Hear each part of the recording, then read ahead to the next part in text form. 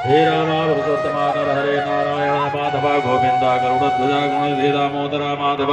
हे कृष्ण कमलापते यदुपते सीतापते श्रीपते वैकुंठादिचराचरपते लक्ष्मीपते पाहि माता की बोलिए पवन सुत हनुमान की, सियापति रामचंद्र की, हर हर महादेव। आज बहुत ही पावन पवित्र बेला है कि हमारे ग्राम पंचायत कौड़ी मार में ये शिव मंदिर प्रांगण में भगवान भोलेनाथ के कोरा में राम कथा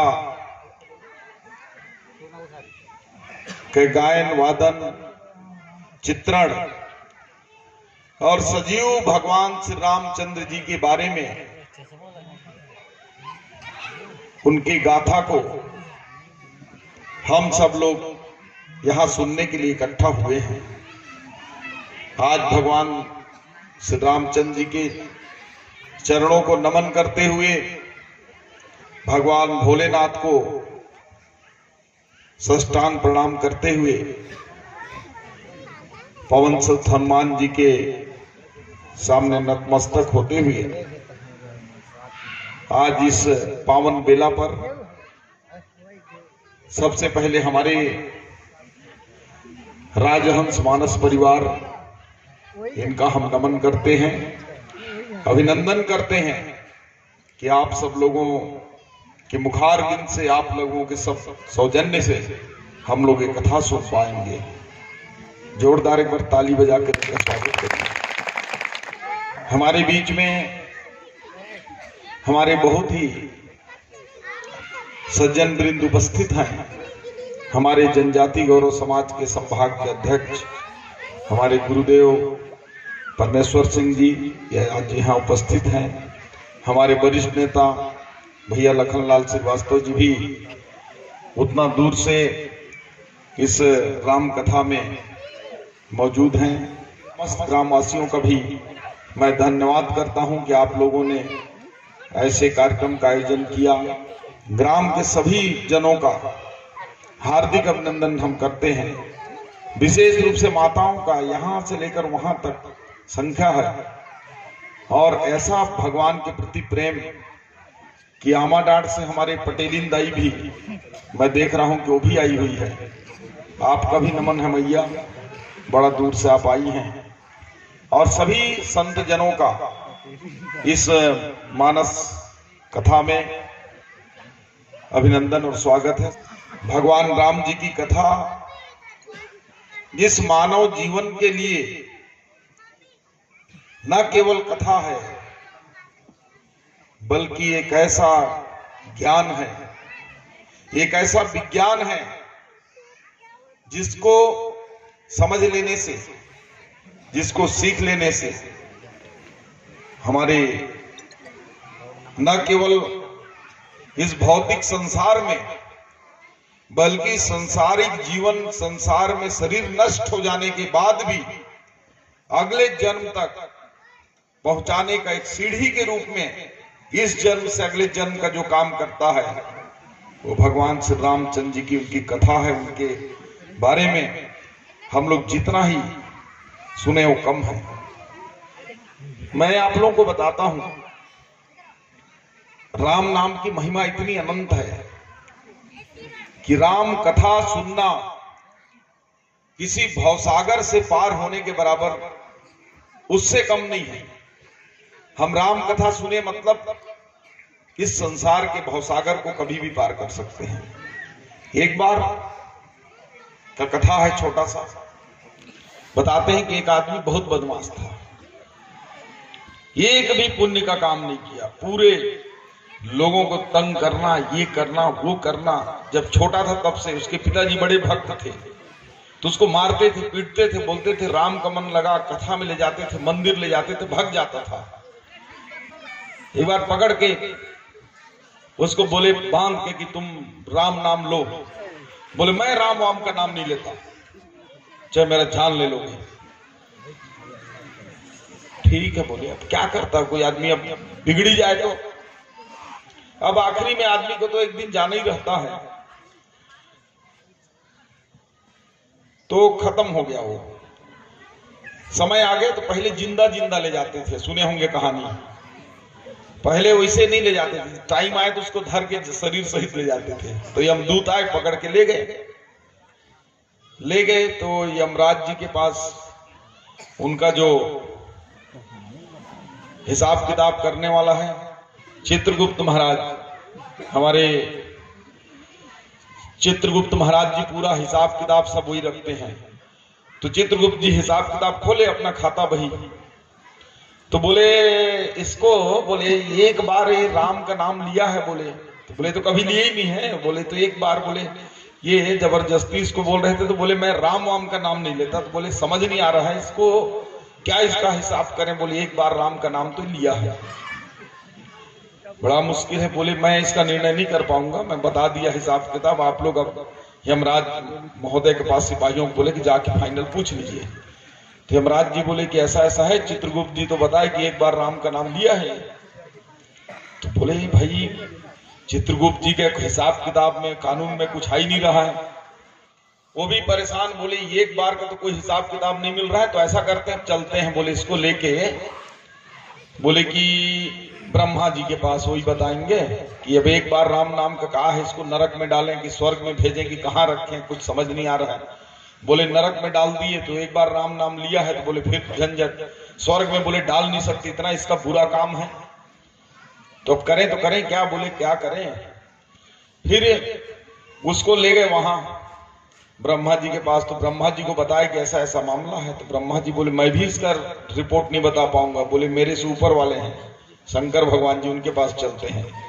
अब शंकर भगवान जी के पास ब्रह्मा जी, यमराज जी सब चले हैं। शंकर भगवान उस आदमी को देखे, अपने आसन से खड़े हो गए, बोले आइए आइए। बोले कौन से पुण्यात्मा को ले आए हैं। बोले साक्षात ब्रह्मा जी साथ में लेके मेरे पास दर्शन कराने आ रहे हैं। बोले धन्य है। अरे बोले कोई पुण्यात्मा नहीं गए, बोले जीवन भर आदमी पाप किया है, बोले इसका इतना पूरी एक दिन अच्छा काम नहीं किया, लेकिन बोले फंस गए, बोले एक बार राम का नाम ले लिया है। तो बोले इसको क्या फल दें, आप ही बताइए। ब्रह्मा जी बोले भाई मेरे पास भी इसका नहीं है। तो शंकर भगवान जी बोले कि अब इसका तो मेरे पास भी नहीं है, अब क्या करें। तो बोले जिनका नाम लिया है उन्हीं के पास चलते हैं सब कोई। अब भगवान राम जी के पास चले हैं, ब्रह्मा विष्णु यमराज पूरा, अब वो गए तो उनके साथ पूरा नंदी भंगी जितने उनके गढ़ थे वो विष्णु सारे लोग अब चले हैं। बड़ा लंबा बारात टाइप का काफिला आगे आगे वो चल रहा है, जो जीवन भर पाप किया लेकिन एक बार राम का नाम लिया। अब वहां देखे बैकुंठ धाम गए तो वहां भगवान श्री राम विष्णु अवतार में वहां बैठे थे। तो बोले अरे आइए आइए आइए। बोले कौन से संत आ रहे हैं। बोले जिनको लेके, बोले साक्षात, बोले ब्रह्मा जी शंकर भगवान जी सब, बोले पैदल चले आ रहे हैं। अब शंकर उन सबको देख के सोचे कोई बहुत पुण्य आत्मा होगा जिसको यमराज जी लेके आ रहे होंगे, बोले जीवन भर इतने तप किए होंगे, बोले तभी तो बोले सब लोग आ रहे हैं। तो बोले प्रभु ये कोई कुछ नहीं किया है, बोले जीवन भर पाप किया है, बोले एक भी काम नहीं किया, लेकिन वो धोखे से एक बार बोले आपका नाम ले लिया है। तो बोले आप ही इसका अब बताइए कि क्या फल इसको दें। मतलब बोले कहीं उल्टा सीधा हो गया तो चूंकि यमराज की तराजू में कभी गड़बड़ी नहीं होता है, इस जीवन में हम जो करेंगे उसका हिसाब वहां होना ही है। यहाँ कितनों कोई बन ले दादा, कितनों बन ले पैसा वाला, कितनों बन ले नेता, कितनों बन ले ताकतवर, लेकिन जो सही काम करेगा उसका हिसाब वही हिसाब से रहेगा, गलत करेगा तो गलत है। तो भगवान बोले अब भाई इसका तो मेरे पास भी नहीं है, लेकिन अब ऐसा है जिसका नाम लिया उसके पास ले ही आए हो, तब जीवन भर इसको यही रहने दो, बोले हमारे पास। तो एक बार राम नाम का प्रताप की, जीवन भर पाप करने के बाद एक बार राम का नाम लिया तो वैकुंठ में स्थान पा गया, साक्षात भगवान के चरणों में। ये है राम नाम का प्रताप। अगर जीवन में एक बार राम का नाम लेने से वैकुंठ को प्राप्त हो सकता है, तो इतना बड़ा मानस को सुनने के बाद, गाने के बाद, भगवान का नाम लेने के बाद, राम राम करने के बाद, ऐसा कोई व्यक्ति नहीं है कि भगवान के चरणों में वैकुंठ को प्राप्त न हो। और ये समय अब तो एक ऐसा समय है कि भारत ये हमारा देश, जहां हम गाय को माता कहते हैं, हम नदी को, गंगा जी को अपनी मां कहते हैं, इस धरती माता को भारत माता कहते हैं।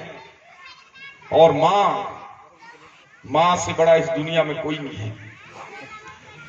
और ऐसे भारत भूमि में भगवान श्री राम 500 साल तक अपने ही देश में ये पहचान पाने के लिए लालायित थे। कोर्ट में केस चला, मुगलों ने मंदिर को तोड़ दिया, अंग्रेज आए, उन्होंने बनने नहीं दिया। और आजादी के बाद जब देश में स्वतंत्र हुआ तो हमारे यहां भी लोगों ने कहा कि राम का कोई अस्तित्व नहीं है, राम का कोई नाम नहीं है, राम अयोध्या के नहीं है। उसको कोर्ट में तारीख पे तारीख बढ़ता गया। लेकिन मैं धन्यवाद देता हूं माननीय प्रधानमंत्री नरेंद्र मोदी जी को कि देश में भगवान श्री राम का अयोध्या में भव्य मंदिर बना। और धन्यवाद देता हूं माननीय विष्णुदेव साय जी को कि उस राम जी के मंदिर में छत्तीसगढ़ के लोगों को जाने के लिए रामलला तीर्थ दर्शन योजना चालू किया गया और 38,000 से ऊपर छत्तीसगढ़ के लोग वहां दर्शन को प्राप्त कर चुके हैं। तो भाइयों बहनों माताओं, ये समय बहुत अनुकूल समय है। ये देश हमारा हिंदुस्तान, ये हिंदुओं का भूमि, और हिंदुस्तान में जब भगवान श्री रामचंद्र जी के पूरे जीवन दर्शन को हमको सुनने का, देखने का, अयोध्या आप जाएंगे तो महसूस होगा। मैं राम मंदिर बनने से पहले अयोध्या जा चुका हूं। प्रधानमंत्री श्रीमान नरेंद्र मोदी जी के अथक प्रयास से वहां आज जाएंगे तो लगता है कि ये भगवान श्री राम जी का जन्मभूमि है, उनका जन्म स्थली है। और प्रभु श्री राम का ऐसा नहीं है कि केवल हमारे देश में, ये भारत पहले कई बहुत बड़ा था, 24 देश थे इसमें, 24 देश बाद में टूट के अलग हो गए। बाद में ऐसे देश बन गए कि 100 में 84 लोग वहां मुस्लिम हैं। एक देश का नाम है इंडोनेशिया, वहां 16 ठो हिंदू होंगे, 10 ही तो होंगे, 6 ठो और कुछ होंगे, 84% मुसलमान हैं। लेकिन वहां भी रामलीला होता है आज भी। वहां के सिक्का में हनुमान जी का फोटो है।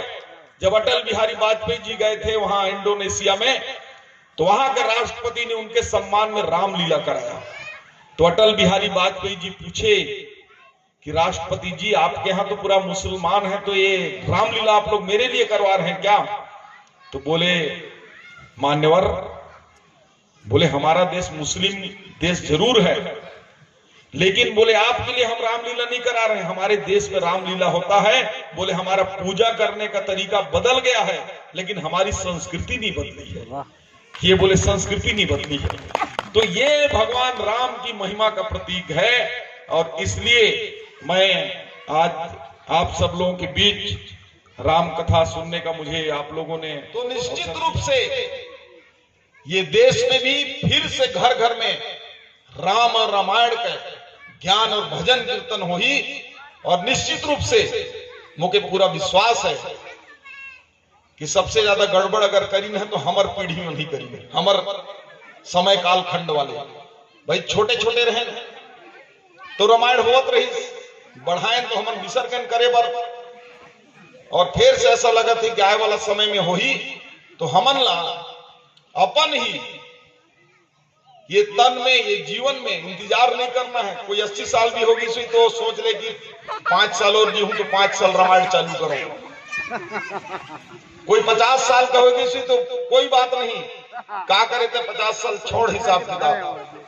अब से लग जब तक चल गए लड़का मन हुई तो अभी से प्रवृत्ति डाल लें। और जब रामायण और राम के बारे में जान ही तो बाकी कुछ करे नहीं पड़े। दाई हुआ आज बेटा सेवा नहीं करते, बहुरिया सेवा नहीं करते, भाई भाई में नहीं जमाते। आपे मन न कहत रहा महाराज, सही बात है कि मैं नहीं कहा तो महाराज बताइए। तो आज काबर नहीं पटे थे कि हम राम और रामायण के बारे में नहीं जाना था। यदि रामायण पढ़ते तो ध्यान में आती कि जे भगवान श्री राम सुबेरे राजगद्दी में राजा बने वाले रहीस, पूरा शहर में घोषणा होगी, पूरा राज्य के सजाएगी, इस राज्य में उत्सव चलत रहीस। लेकिन वही राम भगवान के सुबेरे बनवास दे दी। और बनवास कौन देस? राजा दशरथ होकर पिताजी और पिता का आज्ञा मान के बनवास चली गई। आज अगर वो रामायण पढ़ दी तो पति पत्नी में झगड़ा नहीं हुई कभी। ध्यान में आई कि माता सीता कितना कष्ट सह के भगवान श्री राम के साथ राजा जनक का कन्या होके भी पैदल जंगल में कांटा खूटी में गई। जे रामायण पढ़ी हो राम और लक्ष्मण का भाई का प्रेम का ध्यान करी तो ध्यान आई कि लक्ष्मण तो अपन पत्नी, अपन माँ, अपन पिताजी, अपन घर संसार राजपाट छोड़ के भाई के प्रेम के चलते जंगल में गई। जे दिन ये पता चल रही रामायण के माध्यम से हर चीज के समग्र जीवन के जिए कला खुशहाली सब चीज रामायण में है, तो मैं तो कहूं